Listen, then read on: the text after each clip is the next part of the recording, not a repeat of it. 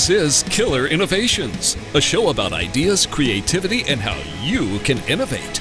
Welcome to the Innovator's Garage, where you learn to create your next game-changing killer innovation.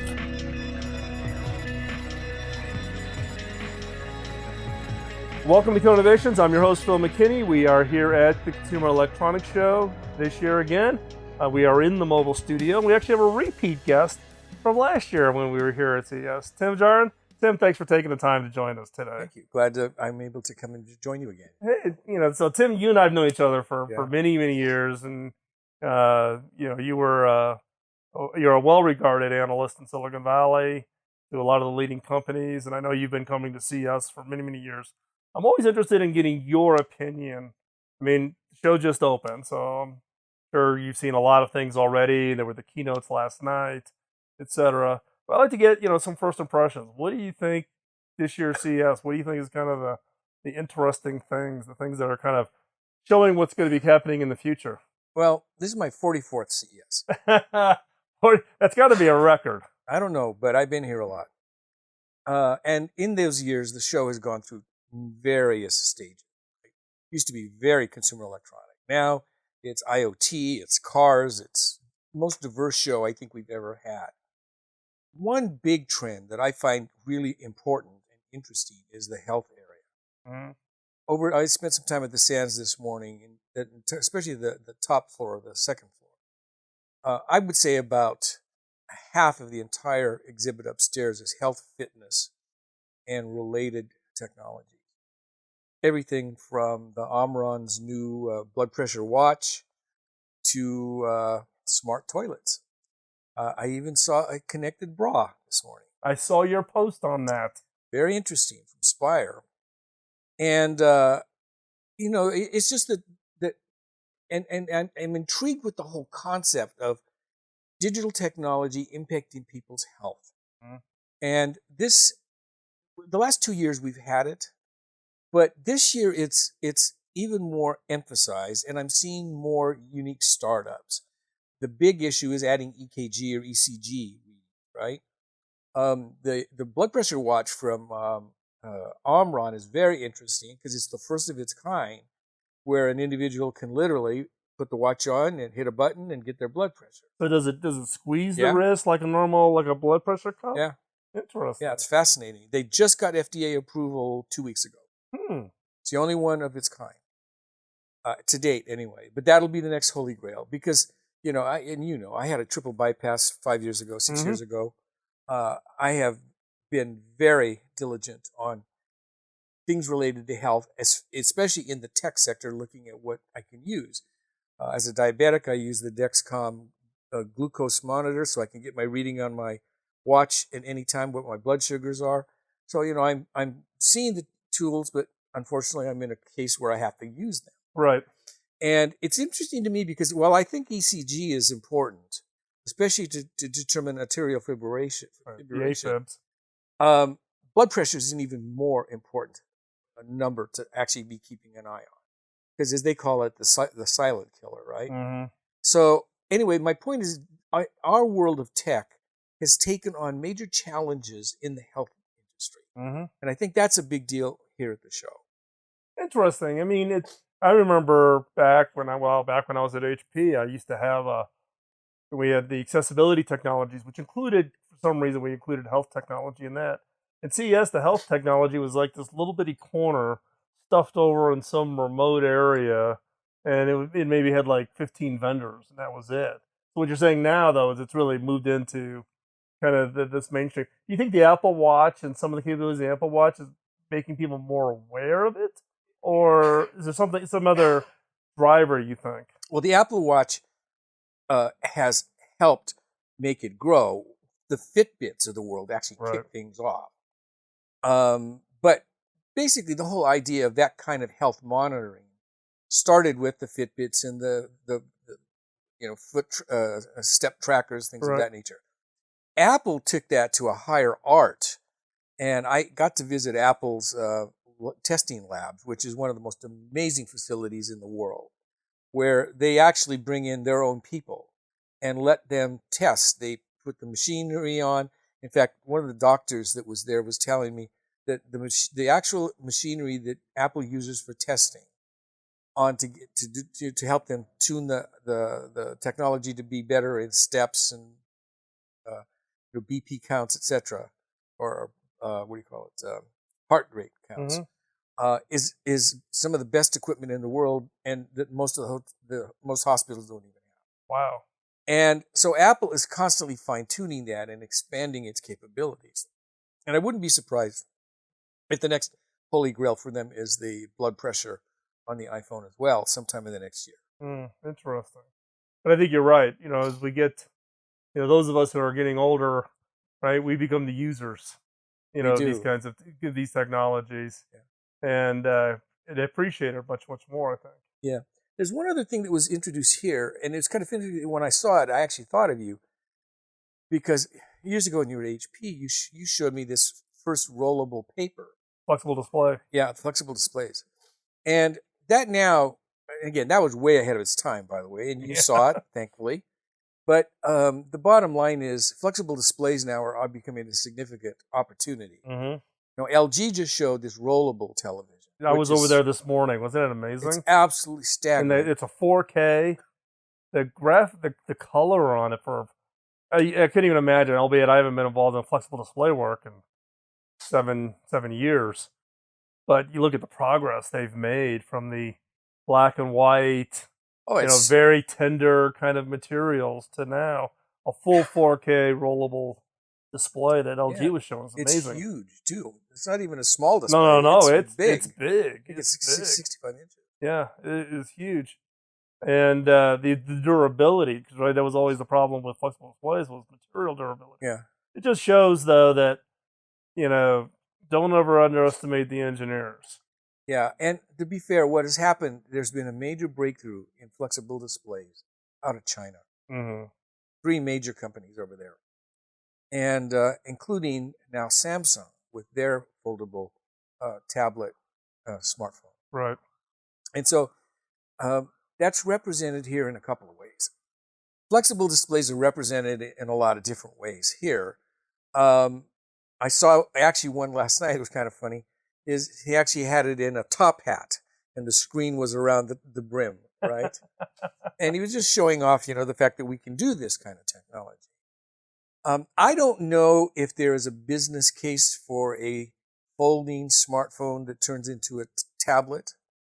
I like the innovation and ingenuity that's going into the design, and I wouldn't be surprised if out of that comes some really fascinating device in the future. But this shows the LG rollable is the first one to apply to television. Right. And that's a big breakthrough. And I think you'll see much of the other television companies, TV companies, the Samsungs of the world, the Vizios, and everyone else. I don't know how far behind they are, but just the concept of it is fascinating. Yeah, because in the early days of flexible displays, a lot of it was digital signage, right? It was price tags on shelves in grocery stores to replacements for in posters, because the refresh rates weren't all that great. But when I saw that LG display today, it was beautiful. The other thing that mind blowing when you go through that area, because that's Television City, right? Right.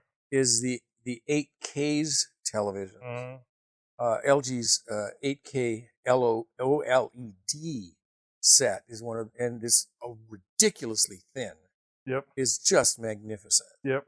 And we don't even have enough content for 4K yet.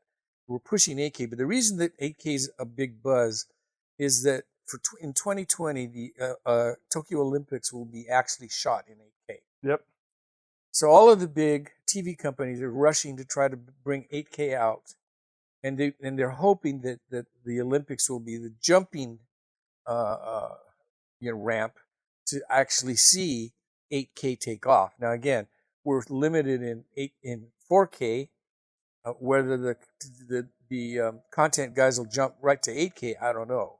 Well, it's interesting because part of the 2020 Olympics, the cable operators in Japan, such as JCOM, are required to be able to distribute 8K on their cable plant.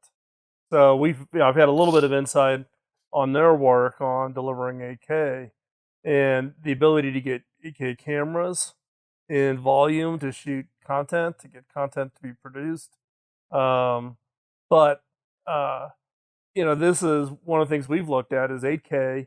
Is it really resolution or is it color dynamics? It's depth of color. Right. It's the high dynamic It's true range. black. Right. Exactly. And the whole range of color. So we're going to take a quick commercial break. When we come back, we're going to continue our conversation with Tim and get more insights on what's going on here in Las Vegas at the Consumer Electronics Show. You're listening to Killer Innovations on the BizTalk Radio Network.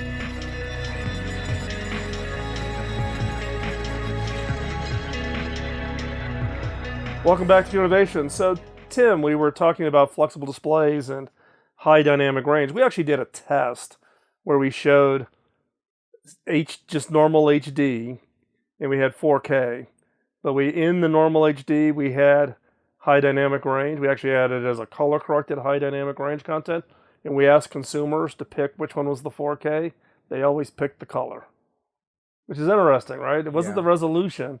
It's that the human's eye perception, the ability to perceive color, I think is actually just as important as resolution on the displays. And I think that's part of the issue with both 4K and 8K is you get depth of color in ways you never had before. Right.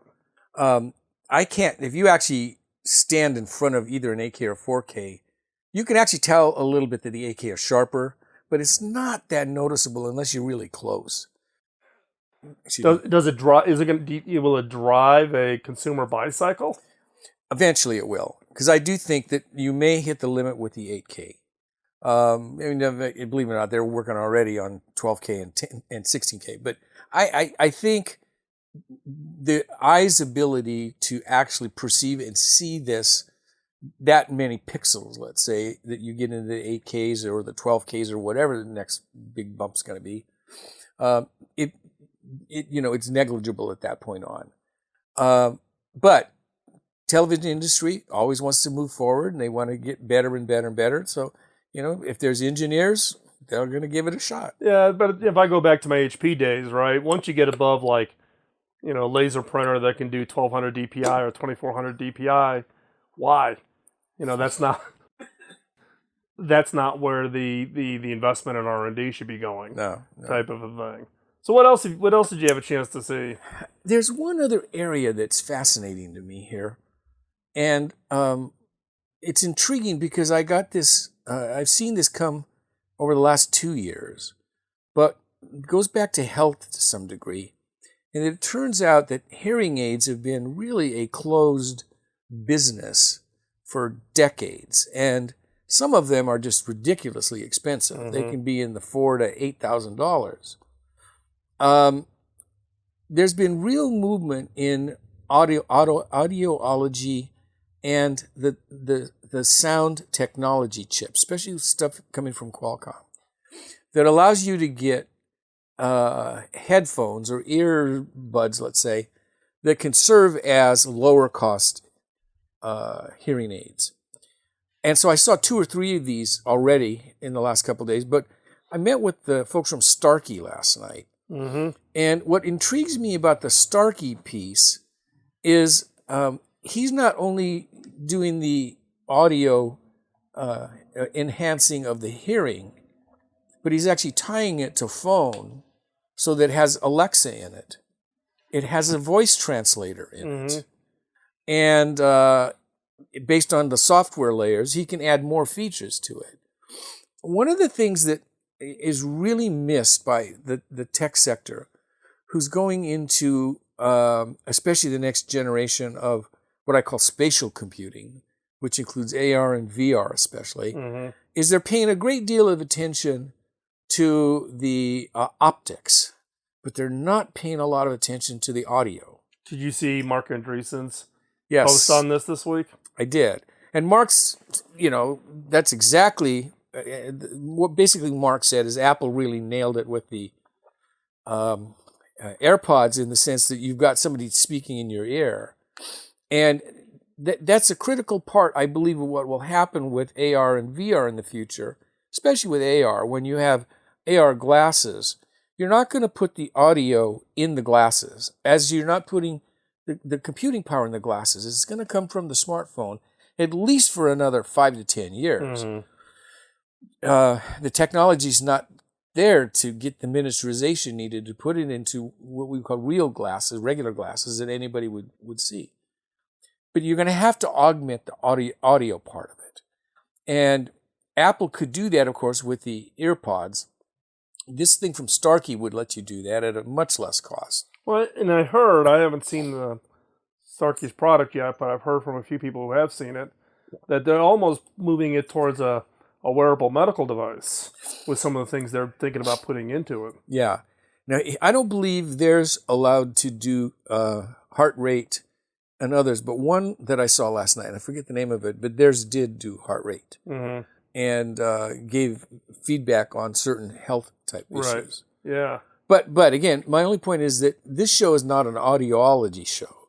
Although you get, huge headphones and, the Panasonics and the Bose are here. But personal audio, extended beyond the concept of just hearing music, to where the information that you're getting is coming through that to whether it be directions or, news updates, etc., on demand. What I want is I want to interface with LinkedIn. So I run into somebody at Showstoppers tonight, and I should know their name, but I don't know their name. That would be great. I get it whispered in my ear, like, "Oh, that's Joe, and last time you met him was in 2010 at an HP event." Yeah, well, those types of things, and again, AI is going to let that happen at some point. The other thing that's interesting at this show is, as I said earlier, this is everything connected. IoT is here in a big sense with home. And there were two announcements, or one announcement specifically, but there were others afterwards that I found significant, is the fact that Samsung is bundling the Apple TV app in their TV now. Really? Yeah. I didn't see that. Yeah, that happened the day before CES. And since then, LG and I forget who else is doing it as well. And what you're seeing is Apple opening up a couple of things. Not only the Apple TV app to competitors, but also AirPlay. Okay. And what Apple is setting the ground rules now for, I think, really expanding what they're going to do with their services business. You and I have lived through the iPod era. And as you know, the original iPod was not successful. It was good, and it revolutionized the concept of how to bring in MP3. But when it took off is when Apple let it go to the PC side of the business, not just the Apple side. When PC guys could run the iPod app on an IBM PC or a clone. You can thank Carly for that. You got it. And it took off like crazy. Right. And Apple still has much of a closed system today, but because their services business is bringing $10 billion in a quarter, and it's expanding at 17 to 18% per quarter, you have to believe that that's going to be a dedicated focus on their rising revenue part of their business, especially if they start to get headwinds on the iPhone itself and things of that nature. Yep. Say, Tim, just want to say thanks for taking the time. Wrap this up so we can get back onto the show floor. As always, greatly appreciate you spending the time giving us your insight into what the hot items are on the floor here at CES. And thanks for joining us. Glad I could do it. We'll be right back after this short break.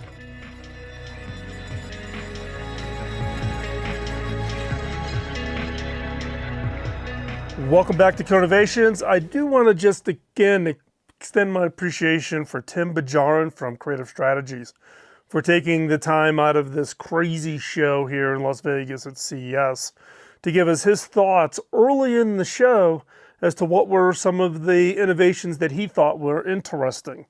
Now, I've known Tim for years. He's an extremely well-known analyst in Silicon Valley. He was very close to Steve Jobs back in the iPod days and the iPhone days, etc. Tim also, just for full disclosure, was an analyst that did cover HP while I was there as the CTO, and that's where he and I really spent a significant amount of time and got to know each other. Now, he's always got great insights. He's got a unique perspective of being in the Valley for decades and decades and decades. He's seen the wins, the losses, ideas that look good but never execute. So he has that unique perspective, and he's got enough skepticism, I guess I would call it, in order to be able to have a better than most anybody else's chance of picking a winner or picking a loser. Now, some of his comments that he's mentioned in segment 1 and segment 2, I want to go back over those again and maybe give you a little bit more of my thoughts. We started off the conversation on the level of innovation in medical and healthcare monitoring. This is something, as Tim shared, it's a personal passion and interest for him, given he did have quadruple bypass a couple of years ago. It was a big scare, and he's been very conscious of his health and monitoring his health, and etc. For me, it's an interest that I've had for quite some time. The accessibility in medical and healthcare devices, technologies at HP reported to me while I was there as CTO. So I had an opportunity to kind of see what the role and benefit of technologies are, but particularly around enabling aging in place. Our average age is increasing, and as a result, we need to find ways to support people in the home. So and after Tim pointed out his observation, I checked through to see what some of the other healthcare technologies are there, and some of them are very, very exciting. I'll talk a little bit more about those here in a second. Also, the changing display with innovations like flexible display. Now, it has been 7 years. If you haven't gone out and checked, you can go out to YouTube and just search for Phil McKinney, flexible display. And there's probably hundreds of YouTube videos of me talking about and demonstrating flexible displays. And this is a work that, again, I was very passionate about. Now, I have not done it since I retired from HP and took on the CEO role here. So I'm not as close to it anymore, but I'll tell you what I saw at CES with LG's rollable display and some of what we saw in digital signage, etc. Very, very exciting. And then the innovations coming in hearing aids. Now, I have required hearing aids for many years, but you'll find that I rarely use them. In fact, most cases, I only use my hearing aids when I am in a public place, typically when I'm on stage giving a speech, because in my case, my hearing aids will actually help me be able to hear questions from the audience. So if I do a speech and I get to the end of that talk and I open it up for Q&A, the hearing aids help me out. About a year ago, I received a set of hearing aids from Ergo. So it's EARGO. We'll put a link in the show notes to try out and test. Now, disclaimer, they gave me these hearing aids. I didn't pay for them. So I'm just being fully, full disclosure here. And I have been listening and using those again on and off. I'm not a consistent user of hearing aids, even though I should be. I lost a good chunk of my hearing in my right ear as a teenager, high school, college kid, based on the work that I did at that time. So if you're standing on my right side, I'm probably not going to hear what you're saying to me. But the Ergos was really a breakthrough. And in fact, they've won multiple innovation awards for their hearing aids.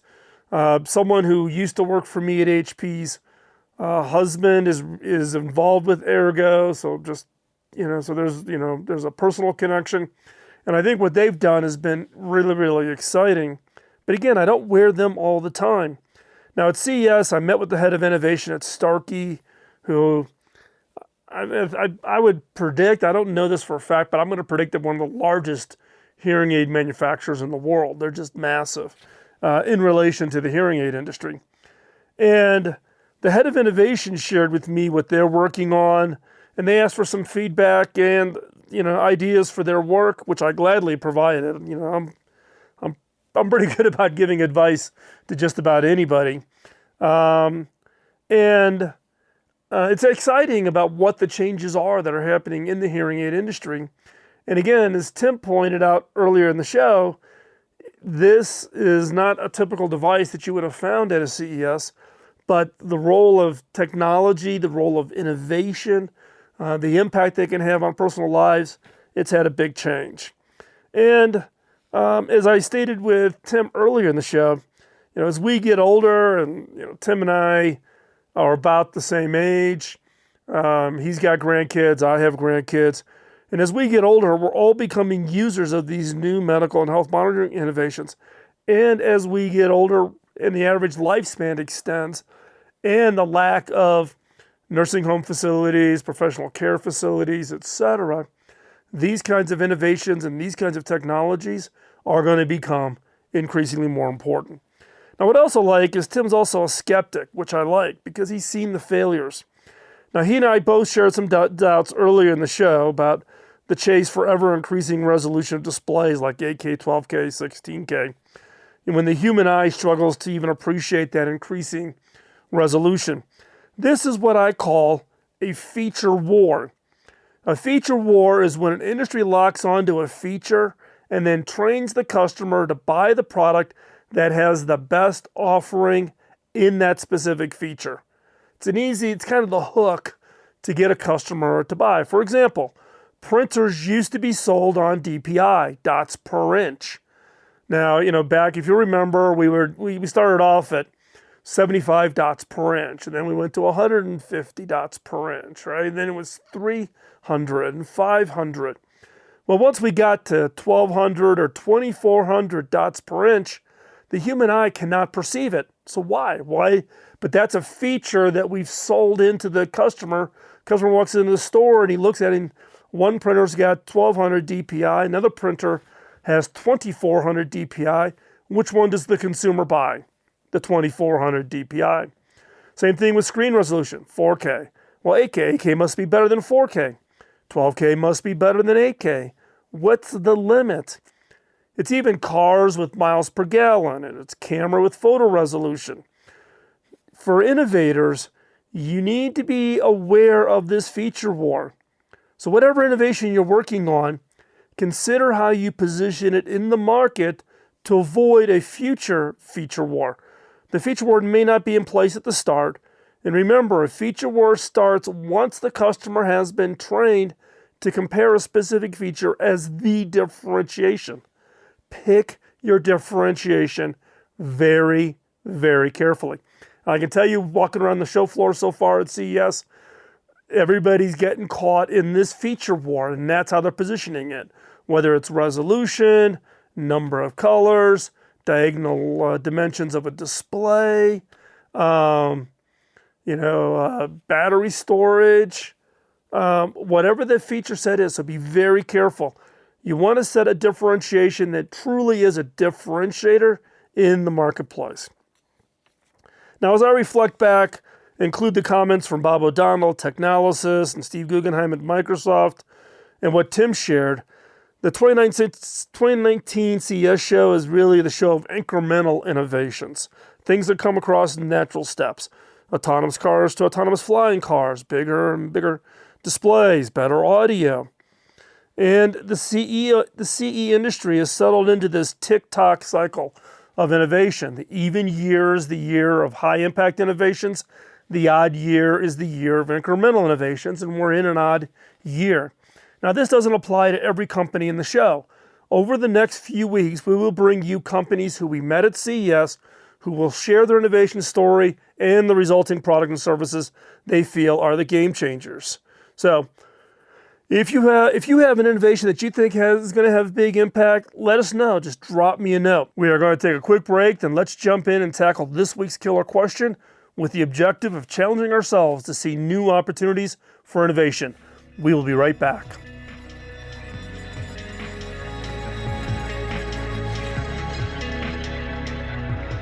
Back in the early days of this show, I would share what I called a killer question in each episode.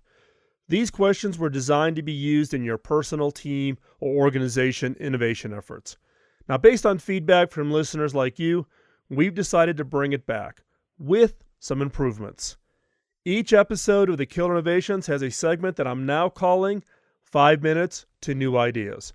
They are designed for the creative mind looking for that next great idea.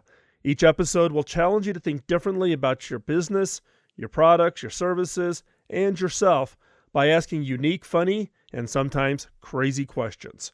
These questions are designed to force you to look beyond the obvious and to uncover those ideas and opportunities you never before considered.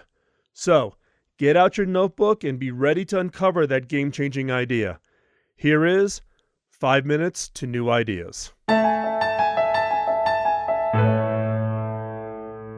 A few years ago, a passenger complaint letter to Virgin Atlantic circulated around the web. It was very long, fully illustrated with photos, and clearly somewhat tongue-in-cheek, and very funny. But it made a few good points about the bad food and bad service this particular passenger had experienced on a recent flight. Almost 3 years later, it still occasionally shows up as one of the most read stories at telegraph.co.uk. In 2009, another disgruntled passenger created a music video about how United baggage handlers had broken his $3,500 guitar. He uploaded the song to YouTube and to date has been viewed tens of millions of times. United's customer service department, which had originally denied him any kind of compensation, quickly changed their minds as the video went viral. They adjusted their tone from defensive to humorous and held a meeting with the passenger. Eventually, the airline made a charitable donation to a jazz school in his name. The problem is that none of their existing former or potential customers care that United eventually resolved the customer complaint. All they remember is that it took a funny song and 9 million YouTube hits